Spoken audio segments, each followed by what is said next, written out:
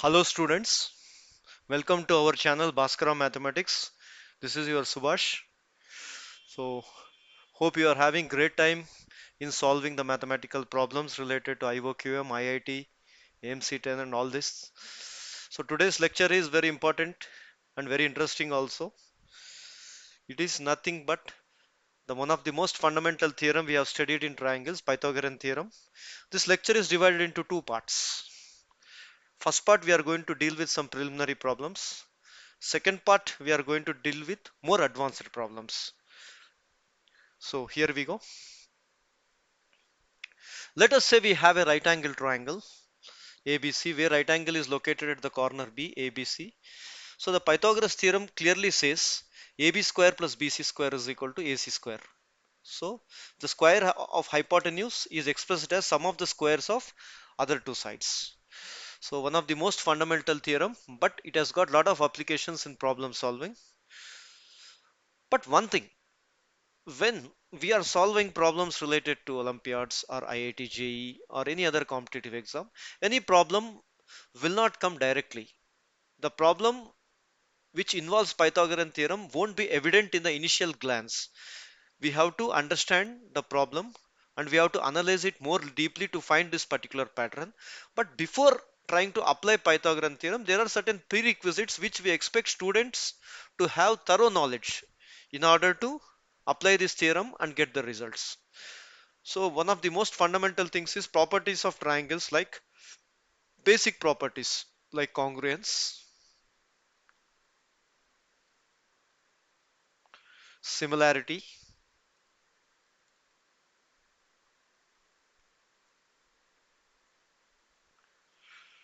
properties of circles,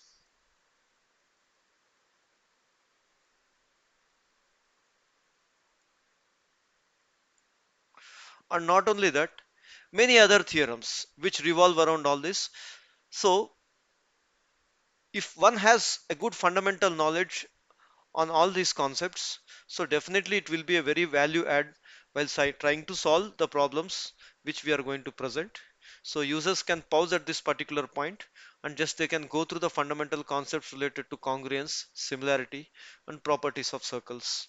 So the part 1 revolves around these particular ideas, especially properties of circles. We are going to take the third part. So here we go. So this problem has been taken from PRMO 2015. I'll read the problem for the students. The figure below shows a broken piece of circular plate made of glass. So the circular plate is nothing but in the form of an arc ADB, and there is also a chord AB.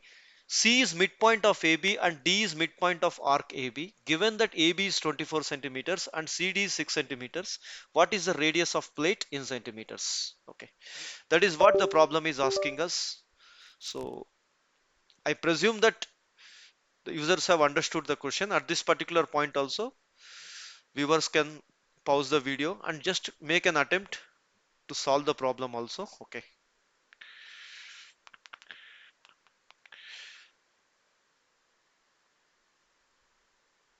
here we go. One small hint I want to give to all the students at this particular point, that if any particular diagram is given, try to complete the diagram and try to label all the points, and whatever possible data is available, let's label them. Now here in the problem they have given the broken part of the circle. The most important thing here I would like to tell is that let's complete the circle. Once we complete the circle, we'll be in a better position to solve this particular problem and we can understand it very easily. And making a neat diagram is key for the problem solving, especially related to plane geometry or even solid geometry also.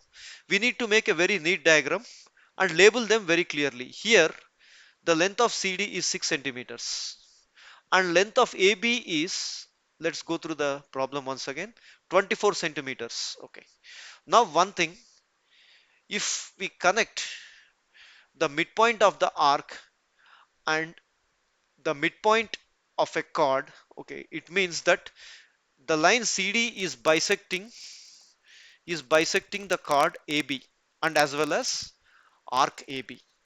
So let us say we mark the center of the circle as O,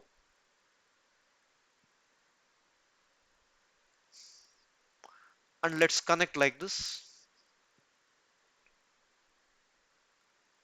If a line is bisecting a chord and if a line is also bisecting an arc, okay, it will be perpendicular to the particular chord. That is one of the fundamental properties of circles. So we can also say that CO happens to be the perpendicular bisector of the chord AB. Since the length of AB is given as 24 centimeters, the length of AC happens to be 12 centimeters and length of CD is 6 centimeters. Now, having said that, is there any way where we can determine the radius of the circle? Let's connect O and A, that is nothing but the blue colored line. So that is nothing but the radius of the circle. Is there any way where we can find the radius of the circle? Viewers can pause at this particular point and try to attempt this question. It's very easy. Okay. Since OD is the radius, let's name the radius as R. And the length of the OD also happens to be R. So the length of OC will be R minus 6. Here we can straightly apply the Pythagoras theorem because R square, that is nothing but the hypotenuse, minus R minus 6 whole square is going to be equal to 12 square.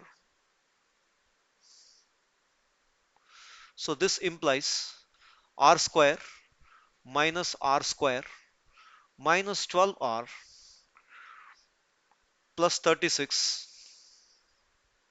is going to be equal to 144. So after simplification we get it as 12R is equal to 180 and the radius of circle happens to be 15 centimeters.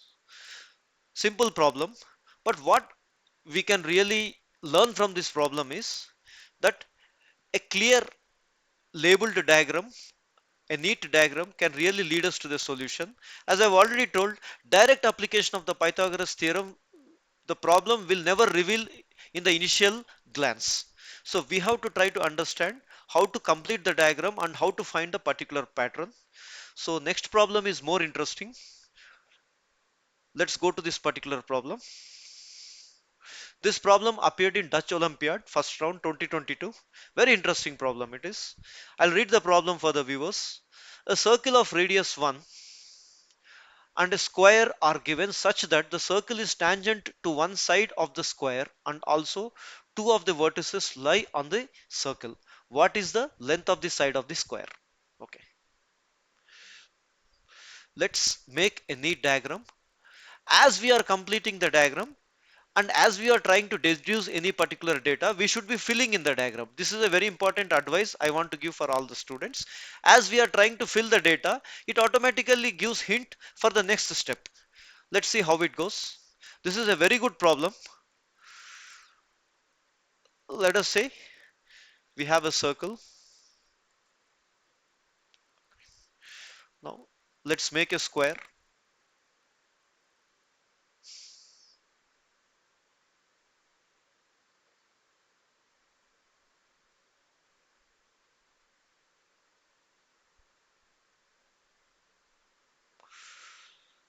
So here square is represented in a different color.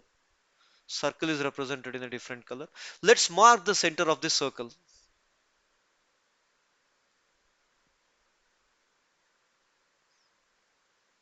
So the center of the circle is C. Center of the square, we can mark it as yes. Here readers make a common mistake. They think that the center of the square and the center of the circle is same. It is not correct. The reason is this can happen when all the vertices lie on the circumference of the circle. When they don't lie, we cannot expect the two centers to overlap over each other. It doesn't happen. Now let's label the vertices and sides.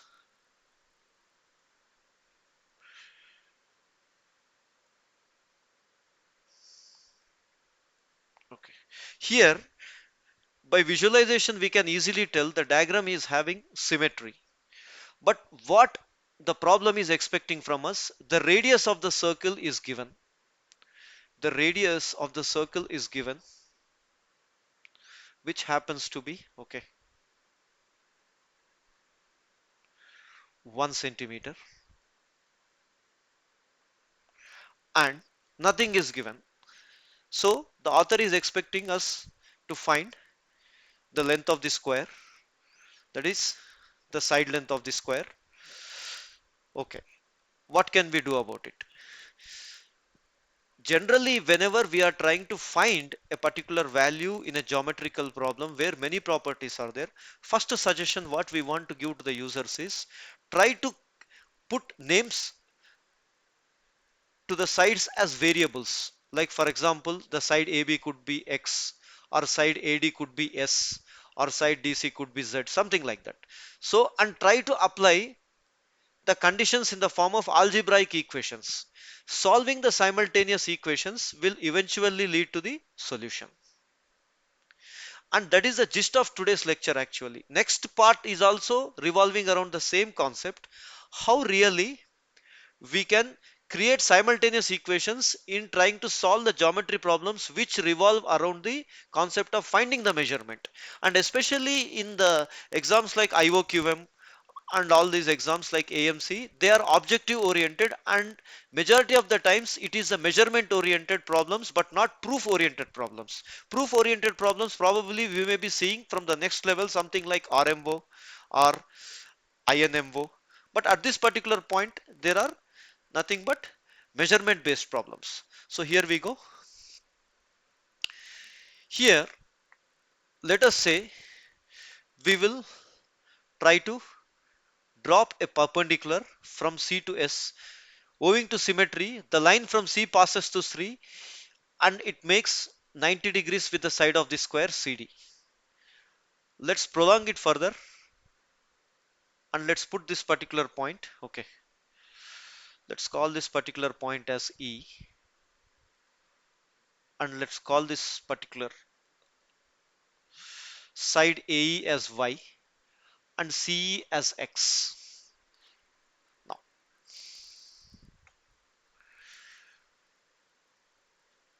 viewers can pause at this particular point and try to make simultaneous equations based upon the given conditions. Okay. Now, what conditions we can establish and what patterns we can find in this particular problem.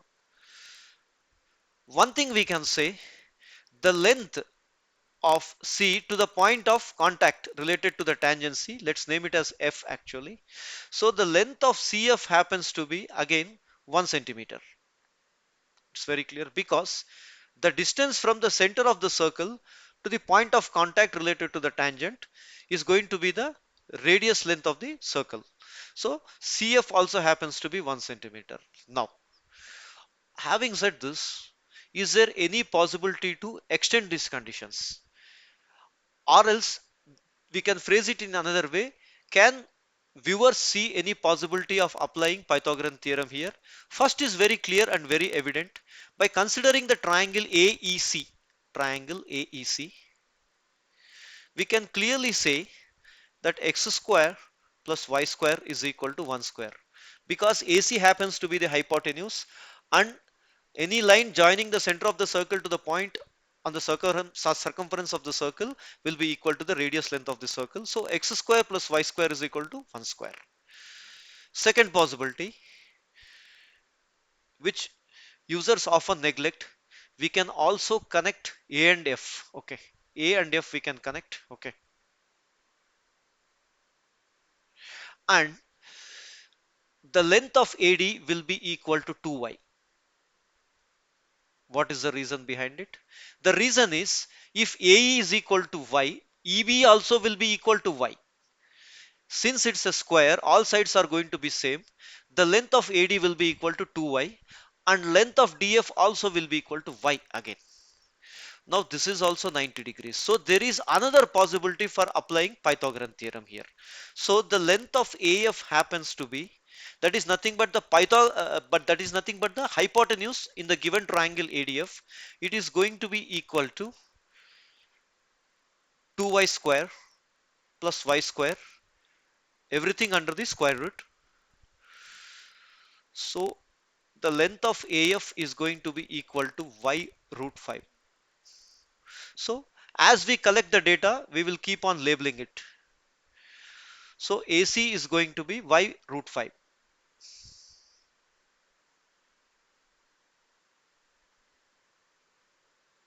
The length of AF is going to be equal to y root 5. Now, is there any possibility to again apply the Pythagoras theorem? The beauty of this problem is Pythagoras theorem gets applied during various situations. So first time we applied for the triangle AEC, second time we applied for the triangle ADF. The other triangle is the triangle AEC. The triangle AEC.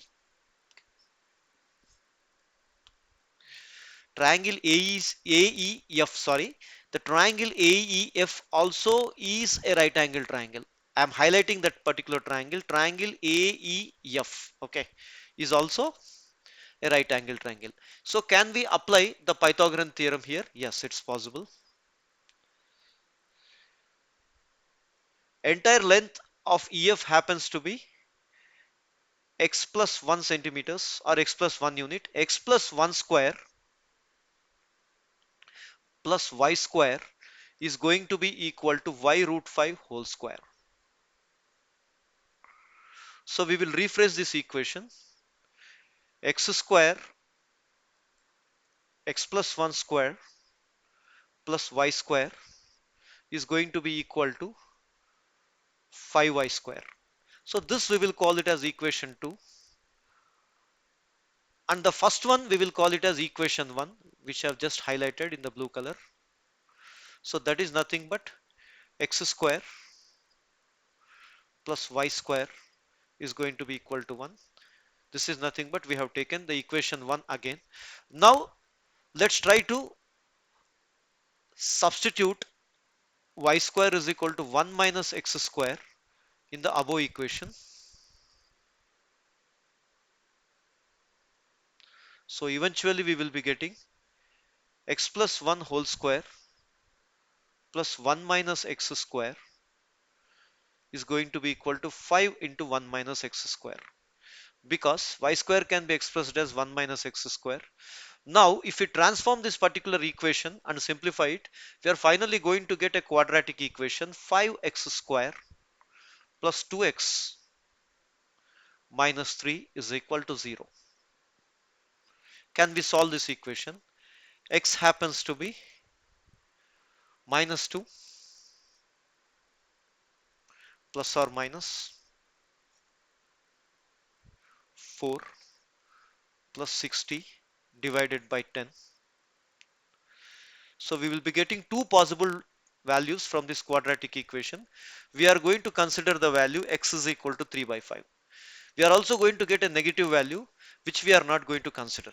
That is nothing but x is equal to minus 1 is going to be discarded because length cannot be a negative quantity.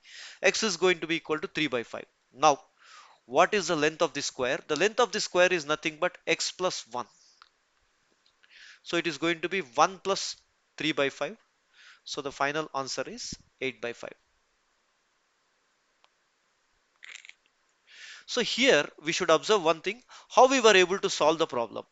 We were able to solve the problem because we were able to apply the properties of the circles, the chord property, the tangent property.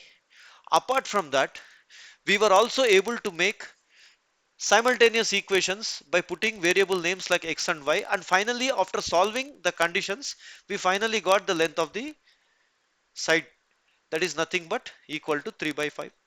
So making simultaneous equations is one of the important strategies in solving these sort of problems. So in the part 2 also we will be demonstrating these sort of ideas, where we will be taking more complicated problems and we will be trying to solve using same strategies, but we will be trying to take those problems which involve more deeper concepts. So hope users have enjoyed the lecture, okay, and got some insights. So thank you.